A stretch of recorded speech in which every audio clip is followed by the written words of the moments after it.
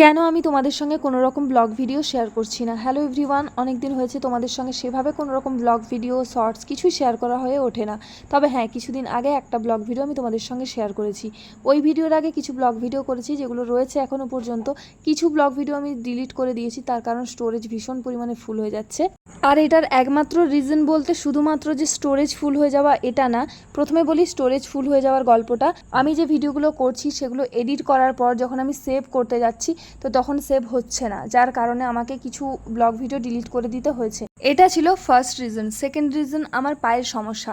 বিগত প্রায় 3-3.5 বছর হয়ে গেছে আমার পায়ে একটা সমস্যা দেখা দিয়েছে। প্রবলেমটা হচ্ছে আমার হাঁটুতে। তো ডক্টর দেখাতে গিয়ে বুঝলাম যে আমার বয়সী অনেক মেয়েদেরই এই সমস্যাটা এখন হচ্ছে।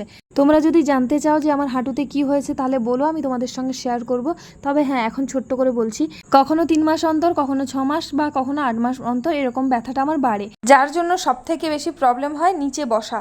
নিচে বসতে আমি পারি না, চেয়ারে ঠিকভাবে বসতেও পারি না। আবার রাতে যদি শুতে যাই সারা রাত পা মেলে রাখতে হয়, পা ভাঁজ করতে পারি না।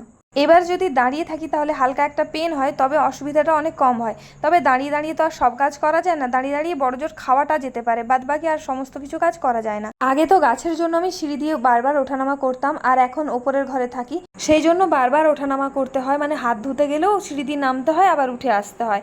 তো ওপরের ওয়াশরুমটা যতদিন না কমপ্লিট হচ্ছে তো এই সমস্যাটা ততদিন ফেস করতে হবে।